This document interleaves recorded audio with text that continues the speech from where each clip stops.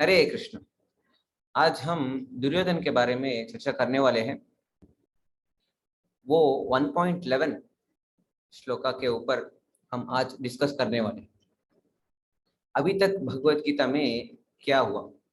अभी तक दुर्योधन ने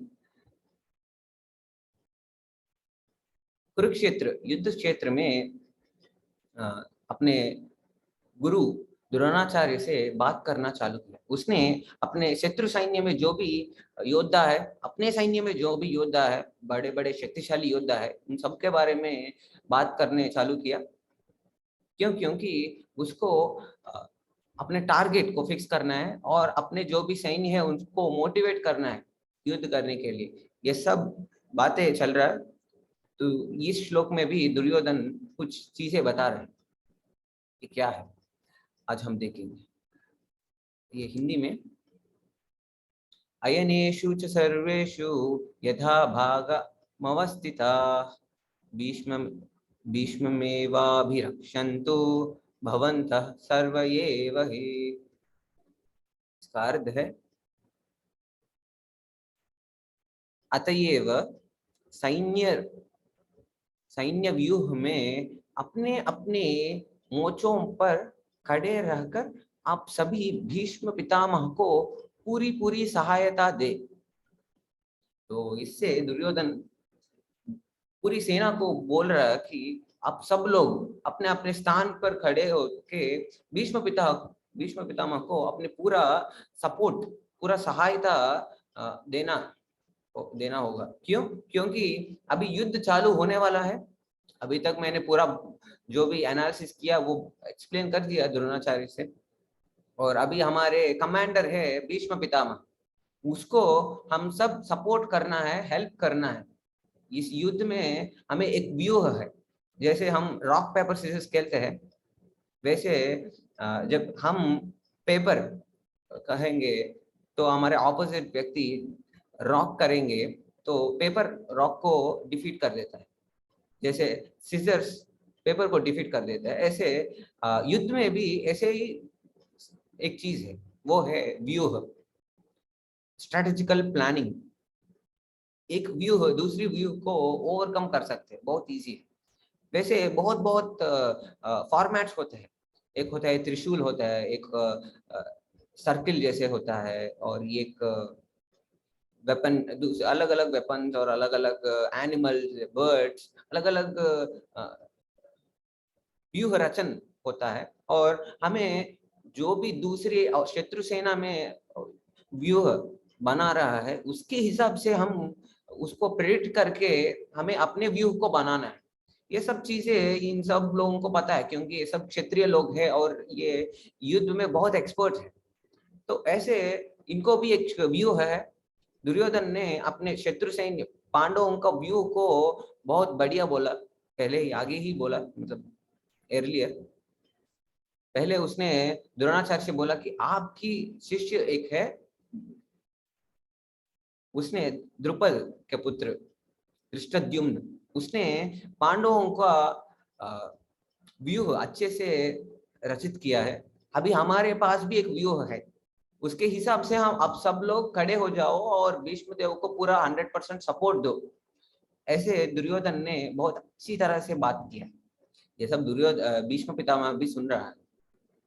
इस बातों से हमें एक अच्छे लेसन ले सकते हैं। So I quote, intentions count in your actions। तो अभी इसके बारे में हम थोड़ा बात करेंगे, intentions और actions ये सब। ठीक है, अभी हम इस दुर्योधन की ये जो बात हो रहा है, ये सब पूरा दुर्योधन बहुत अच्छी तरह से एक एक्सपर्ट पब्लिक स्पीकर की जैसे, एक लीडर जैसे बात कर रहा है और पूरा सैन्य को मोटिवेट करके इधर भीष्म पितामह को इम्प्रेस करने के लिए प्रयास कर रहे हैं। भीष्म पितामह और द्रोणाचार्य के ऊपर दुर्योधन को थोड़ा डाउट है, थोड़ा शंका है कि क्या ये 100% दे के युद्ध करने वाला है या नहीं, क्योंकि इन दोनों को पांडवों के ऊपर थोड़ा अफेक्शन ज्यादा है। और उनसे कंपेयर करेंगे तो इनको पांडवों भी बहुत ज्यादा पसंद है, क्योंकि वो धर्म करता है और ये अधर्म करता है। तो ये दोनों लोग भी धर्म धर्म फॉलो करने वाला है, इसलिए उनको पांडवों के ऊपर थोड़ा पॉजिटिव साइड ज्यादा है। इसीलिए दुर्योधन को थोड़ा डर है कि क्या ये पूरी तरह से युद्ध करने वाला है या नहीं। तो इसलिए ये बड़े चमत्कार से, बड़े इंटेलिजेंट पॉलिटिशियन जैसे ये सब बातें कर रहे हैं और इनसे युद्ध करवाने के लिए प्रयास कर रहा है। इतना स्वीट वर्ड्स, इतना एक्सपर्ट जैसे बात कर रहे हैं दुर्योधन कि उसको हम सोचने वाली बात है। ये इतना पॉलिटिकली एक्सपर्ट जैसे बात कर रहे हैं, इससे हम एक अच्छी लेसन सीख सकते हैं। अभी ये पूरा बात कर रहे हैं और ये टैलेंटेड है और ये शक्तिशाली है, ये राजा का बेटा है, अभी बाद में राजा बनने वाला है, और ये सब चीजें उनके पास है। सब लोग उसके ऊपर पूरा अफेक्शन और पूरा ये एक्सपेक्टेशन है उसके ऊपर, दुर्योधन के ऊपर। इतना ऐसे उसने अपने जीवन पूरा, दुर्योधन ने क्या किया, केवल अधर्म ही किया है। आचार्य ऐसे बताते हैं कि Duryodhan is an incarnation of Kali, मतलब कली का अंश है। आप अभी देख सकते हो पूरा हमारे जो भी टाइम हो रहा है, टाइम चल रहा है, युग चल रहा है, कली युग है। ये सब कली प्रभाव से हम सब लोग ऐसे जीवन बिता रहे हैं, और अभी प्रपंच ऐसा है, कली प्रभाव ही ऐसा हो रहा है, तो कली कैसे होगा और कली का अंश कैसे होगा दुर्योधन, ये हमें सोचना पड़ेगा। दुर्योधन का जीवन पूरा अधर्मी ही है। वो हम अब बहुत बहुत मूवीज देखने के बाद हमें ऐसे लगता है कि अच्छा ये हीरो, ये हीरोइन, ये विलन है और ये कॉमेडियन है, ऐसा ऐसे एक कैरेक्टर हमें मान लेते हैं और उसका उतना ये अच्छी तरह से उसका पोजीशन हमें समझ में नहीं आता है।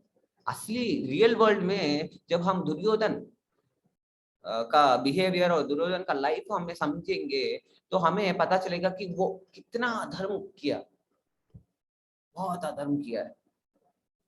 तो अभी इतना अधर्म करने वाले व्यक्ति जब ये अच्छी तरह से बात करते हैं, एक्सपर्ट पॉलिटिशियन जैसे बात करते हैं, अच्छी तरह से युद्ध करते हैं, पूरा मिलिट्री साइंस जान लेते हैं, और ये सब ये धनवान है और राजा का बेटा है और ये टैलेंटेड है, स्किलफुल है, अच्छे से बात कर सकते हैं और ये सब है उनके पास। लेकिन जो भी वो काम कर रहा है, एक्शंस कर रहा है, क्या वो एक्शंस के पीछे जो इंटेंशंस है, क्या वो सही है या गलत है, वो हम भूल जाते हैं।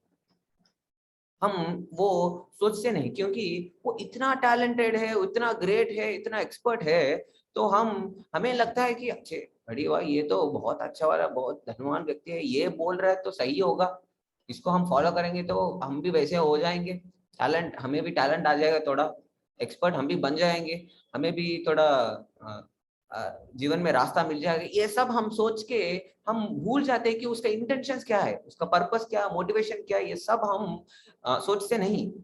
अभी आज भी हमारे जीवन में, पर्सनली हमारे प्रैक्टिकल लाइफ में भी बहुत बहुत ऐसे व्यक्ति, ऐसे लोग आ जाते हैं, और उनको हम देख के उनका टैलेंट, उनका मनी, उनका पोजीशन, स्टेटस, पॉपुलर, फेमस जितना फेमस है, वो सेलिब्रिटी, ये सब चीजें हम देख के वो क्या कर रहा है वो हम भूल जाते हैं। जो भी बोल देते हैं हम वो फॉलो कर देते हैं। जैसे हम सब एड्स देखते हैं, सब एड्स, सब हीरोइन, सेलिब्रिटीज, बड़े बड़े लोग करते हैं वो, और वो एड इतना इलॉजिकल होता है कि फिर भी हम उसको फॉलो कर लेते हैं, क्योंकि वो बड़ा आदमी है, बड़ा व्यक्ति है, उनको फॉलो कर लेना है, वो मुझे पसंद है, तो इसलिए मैं भी वो करूंगा, जो वो बोल रहा है वो सब मैं करूँ। तो ये हमें थोड़ा सोचने वाली बात है, क्योंकि एक्शंस हमें दिख जाता है, लेकिन एक्शंस के पीछे जो इंटेंशंस है वो भी हमें देखना चाहिए, वो भी काउंट होता है। अपने जीवन में हम जो भी एक्शंस करते हैं, हमारे इंटेंशंस भी काउंट होता है, हमारे रिजल्ट्स के ऊपर ये बहुत इफेक्ट देता है।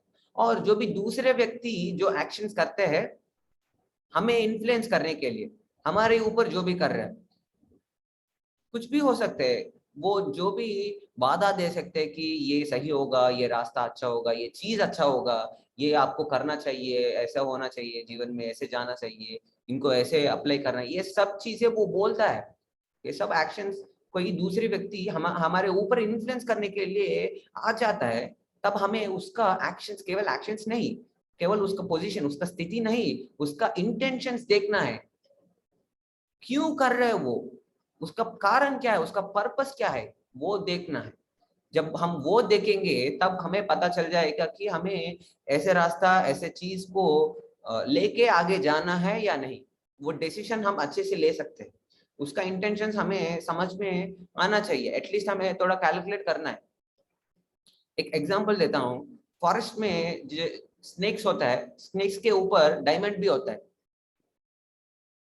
आप डायमंड को ही नहीं, नीचे जो स्नेक है उसको भी देखना है। आप केवल डायमंड को देख रहे हैं, उसका एक्शंस को देख रहे हैं, और ये स्नेक को नहीं देख रहे हैं, उसका इंटेंशंस नहीं देख रहे हैं, तो आप डेंजर में हो।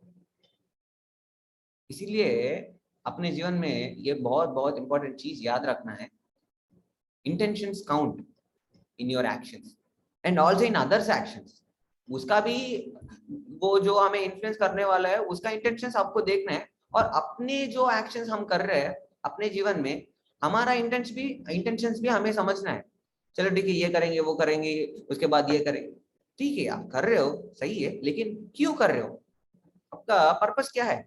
आप सही से अपने समाज को अच्छे करने के लिए, धर्म करने के लिए, सबको अच्छा होने के सोच आपको है, या आप कई सेल्फिश होके सबको क्या होगा, मतलब दूसरों को कुछ भी हो जाए मुझे फर्क नहीं पड़ता, लेकिन मैं अच्छा होना चाहिए, मेरा घर अच्छा होना चाहिए, ये सब इंटेंशन सेल्फिश होता है।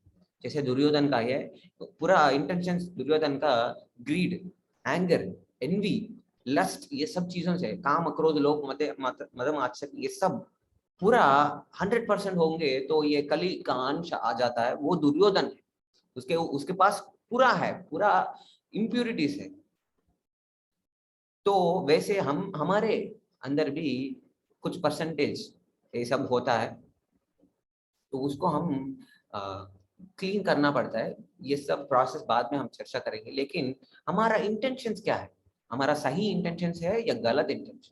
हमारे इंटेंशंस गलत होंगे तो ये एक्शन तो बढ़िया दिखेगा, लेकिन वो अधर्म ही होगा। ये इंटेंशंस मैटर करते हैं, क्या ये धर्म है या अधर्म है। क्योंकि इधर दुर्योधन भी युद्ध कर रहे हैं, कौरव भी युद्ध कर रहे हैं, और पांडव भी युद्ध कर रहे हैं। अरे दोनों तो युद्ध कर रहे हैं, तो इसमें क्या क्या बात है, एक धर्म कर रहे हैं, एक अधर्म कर रहे हैं, दोनों तो सेम एक्शन कर रहे हैं, लेकिन वो एक्शन के पीछे इंटेंशंस उसको धर्म या अधर्म के साइड पे रख देता है। इसीलिए आपको ये चीज बहुत ध्यान से समझनी है। हरे कृष्ण।